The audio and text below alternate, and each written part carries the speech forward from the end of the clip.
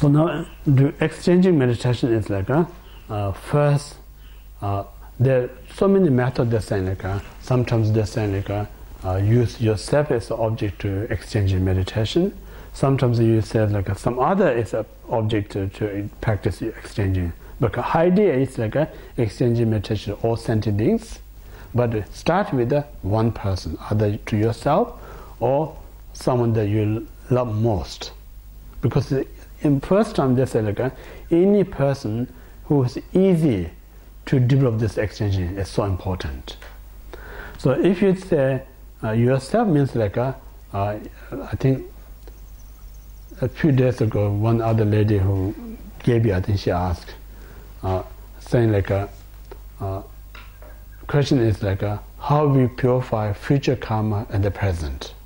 Yeah.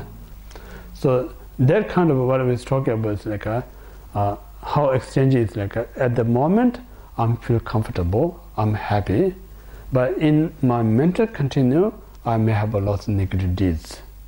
So these deeds going to bring result in the future. So instead of in the future, right now, that future what I'm going to be suffering, bring at the present. Yeah, to let experience the suffering. And then whatever are virtues that are committed right now or previously that enjoy me, is dedicated for the future. So this is self-exchanging. You're giving present happiness for the tomorrow. Tomorrow you're suffering, taking today. You know? So this exchanging. So first your meditation is exchanging. It's like give your present happiness for tomorrow. Tomorrow something they're going to happen, take it today. Yeah. So another practical way is like I say like say if you make a very yummy food or cake, suppose you're going to have a lunch today or dinner, just save for tomorrow. So giving your happiness tomorrow. Or tomorrow you have a lot of things to do, you're so kind of stressed out. Don't just live for tomorrow, do as much you can today. Then tomorrow is going to be much easier. So this is exchanging. Tomorrow you have a lot of things to do, but you do COVID today, tomorrow is going to be easy. Something you're really going to enjoy today, save for tomorrow. So this is the first exchange, how you feel it. Yeah? But now, at the present point of view, it's a bit hard to give your happiness tomorrow, take tomorrow's a problem today. When tomorrow is going to come, you're going to be really great. Oh, I really did good. You know? We all think that way. That's the reason myself also always train, I never live for the next day. Sometimes I live. Most of the time I just, if I do tomorrow, I just done quite a lot today. So tomorrow is much easier. So that makes it really kind of less kind of messy. Like most of us, we just live like we other way around kind of exchanging.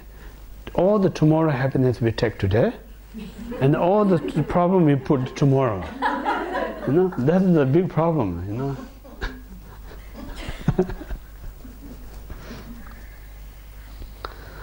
So that's a self-exchanging first. Now second is like exchanging with other person. So it's a mother again. Yeah. If you find a difficulty with the mother, not necessarily anything that is difficulty, it stops your practice. It's no right method. You choose any person that you have feel comfortable.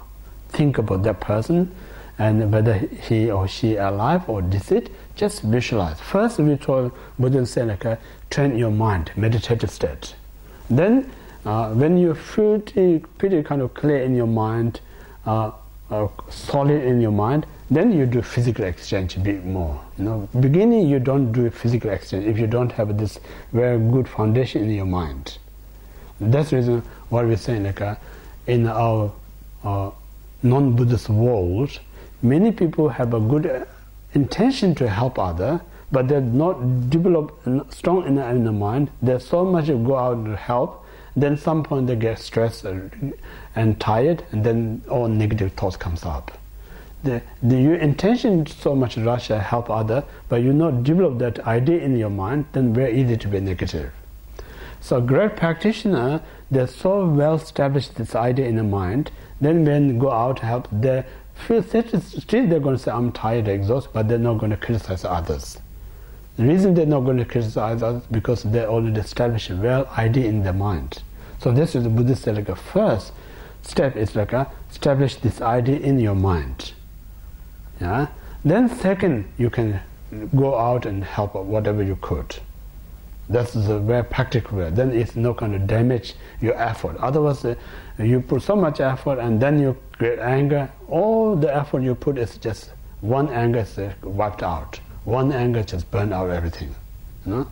For instance, someone cooks so nice food, they kind of expect everyone can enjoy. And then someone says, "Oh, I'm not really enjoying food." The moment you hear, you get anger. So all this effort just kind of ruin it.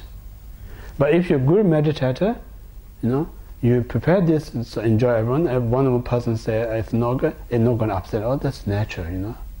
I'm not expecting everyone going to enjoy. Most of them enjoy, that's okay. So it's not going to disturb your mind. So this is the mind training is so important before you actually physically act. So that's the difference again, the practitioner and non-practitioner. Non-practitioner more act first before you think. Yeah? Practitioner think before act second. And then a very great practitioner think and act together. Yeah? So there are three things like trainer, practitioner who training first think then act. Non-practitioner first act then second think. Great practitioner simultaneously thinking and training. So there are three. So you need to know all these three categories. So important. Yeah. Okay. So in this way, now you think about your mother, and not just instantly just exchange it. So remember kindness. You went through 3 steps. This person, if your mother, think about she is extremely kind because it giving me life and precious body first. Second, think about she's so kind, she gave us so many valuable advice. Third, think about she's so kind, can sacrifice too much to my life benefit. Just think of them. Then when you remember her kindness, you remember her that helps you. Now you think, it's my turn to repair kindness. It's my turn to return to help her. So what is the best way to help? It's like think about again like her condition. Her condition is suffering directly, and indirectly she still creating cause of suffering. So when you really aware of it, then just imagine like my mother's direct affecting her as a suffering, indirectly affecting creating cause of suffering. All these, just imagine like when you shave hair, yeah, all the hairs falls down. So similarly, suffering and her cause suffering. Just imagine shaving her mind, body, and almost shaving that kind of visualization I'm talking about. Yeah, visualization come as like black, and then gradually comes to you and dissolve in your heart. So when it dissolves your heart, imagine instantly completely destroying your self-cherishing mind. Yeah, because we say like self-cherishing root cause of all the problems.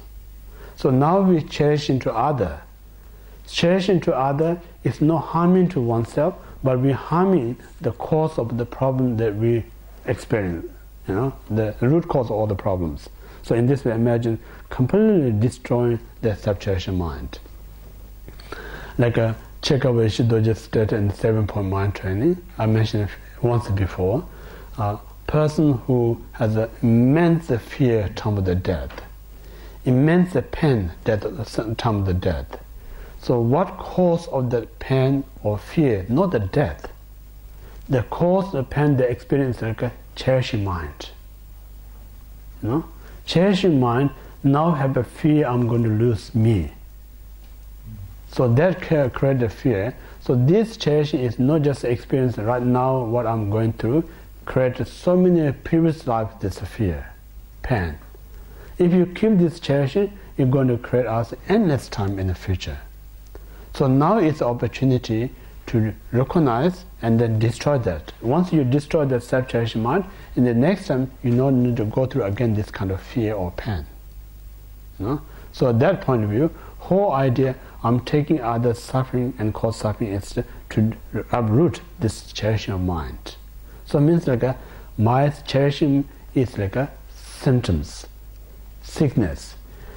Taking others' suffering and cause suffering is a medicine.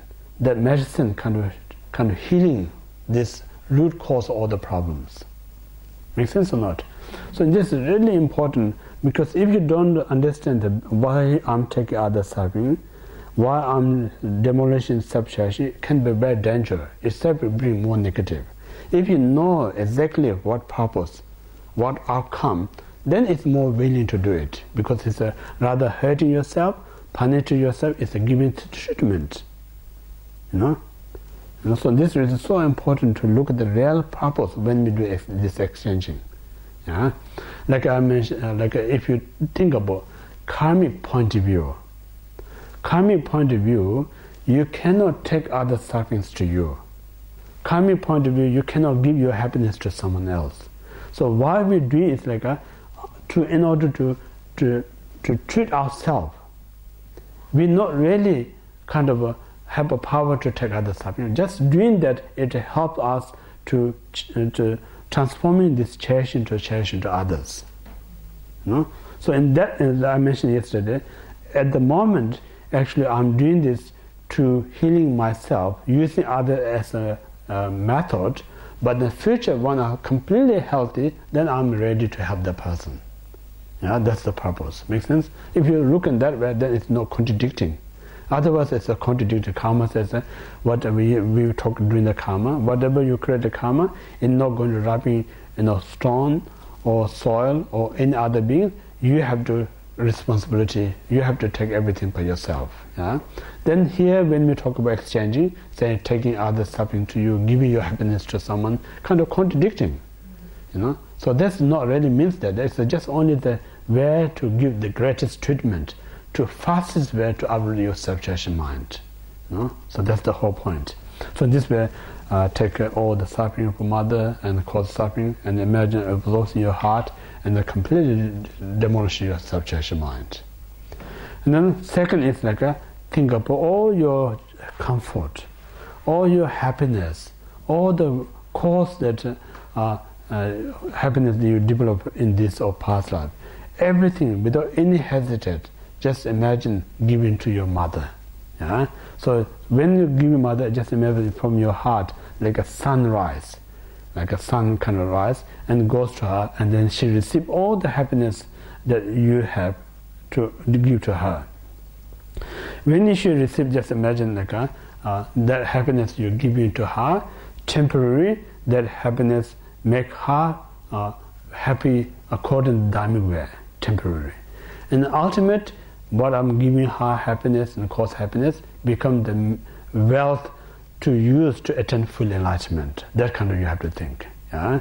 So all you're giving is not just a mundane happiness, rather you think the virtuous happiness, and this become like a cause to gain full enlightenment. So in this way, you can train as often as you can, as possible first, yeah, and mentally.